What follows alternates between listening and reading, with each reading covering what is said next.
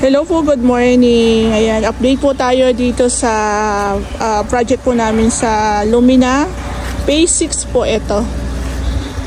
Bird type lang po na back and front extension. Gate na lang po ang kulang, tsaka yung mga pintura. May pintura po kasi yung poste, tapos yung dulo na part is fluted panels.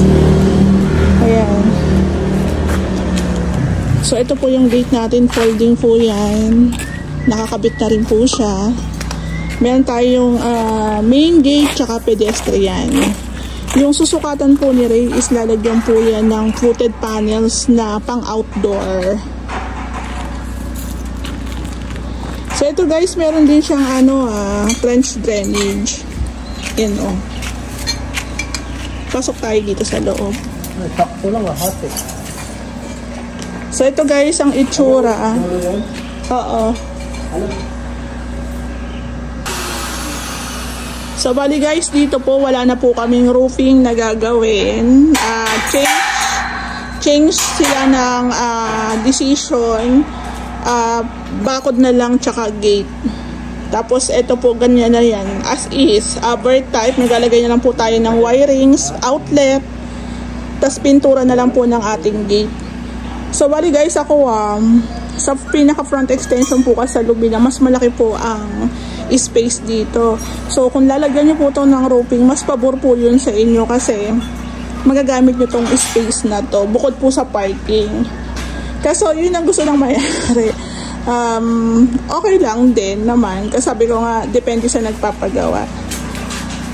So guys, ang Athena SF po, meron na siyang tiles sa loob.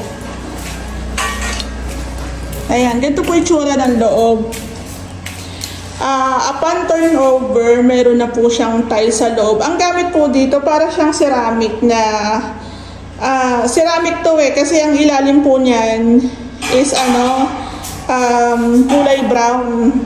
Tsaka ito po pag nabagsakan, may crack na. Kaya kami, mas prefer po namin gamitin yung porcelain kasi mas matibay siya. Pero pagdating po sa pag-angat, porcelain naman po ang angatin. Pero ito naman pong ating tawag dito, ceramic. Hindi naman po siya umaangat. Ayan.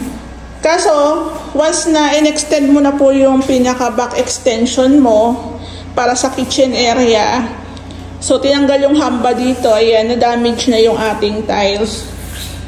So ako talaga, mas suggest ko talaga yung tiles dito. Siyempre magka-tiles ka dito, di ba?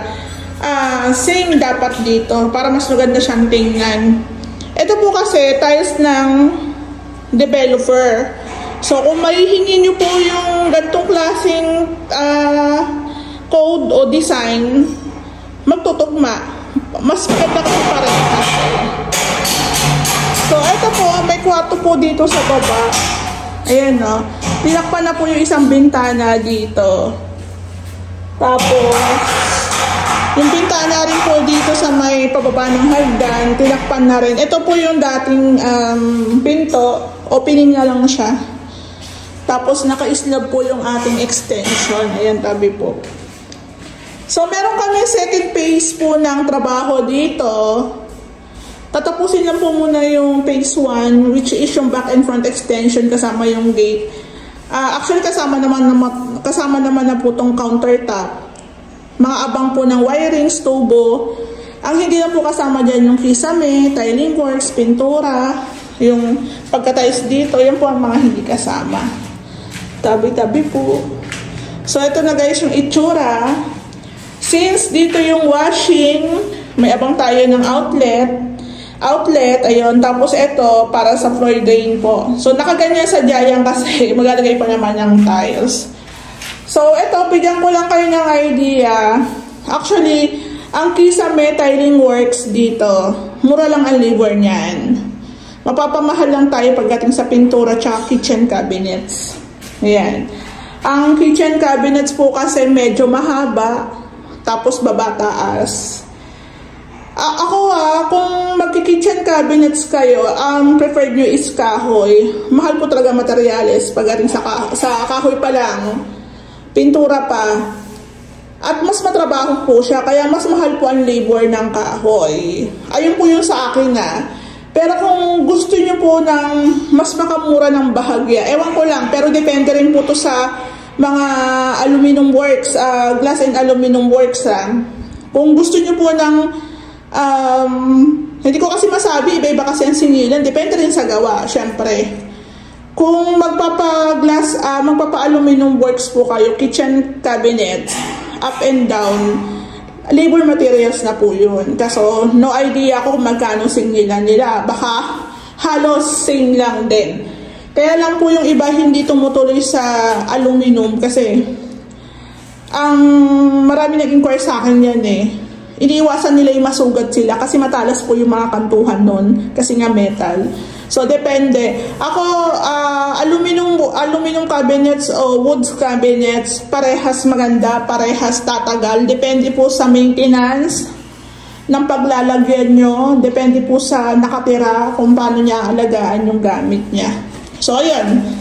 Basta pagkahoy po ang cabinets, mahal sa materyales, mahal din po sa labor. Kasi matrabaho po siya.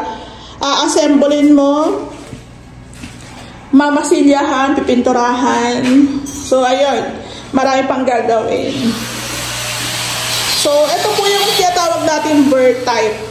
Ayan. Pwede naman natin itong tanggalin na lang once na nagpag-go po sila, sir, ng tiling works dito. Ayan, So, ganyan ang bird type. Madilim talaga kasi walang pintura, walang kisame. Pero ito, sabi ko naman talaga sa inyo, talaga magastos po talaga magpagawa. Extension pa lang mahal na talaga. Ayan. So, kung ito po ipapagaw ni sir, magiging matrabaho rin po kasi tutuklapin po yung tiles. Mayroon po itong tanggalin kasi ceramic po yan. Pero syempre, meron naman tayong mga tools, di ba? Ayan guys, So, maganda rin yung ganito kasi may kwarto sa baba. Ako, mas bet ko yung may kwarto sa baba. Para pag tumanda na ako, din ako akit. So, char lang. So, dito po sa taas. Yung taas, wala kaming gagalawin dito Pero itong taas, wala pa siyang tiles. Nakalak siya. Ayan po ang itsura ng taas. So, itong taas, walang tiles siya, Nag-zero-zero yung nag-zero-zero yung paglagay ng pinto.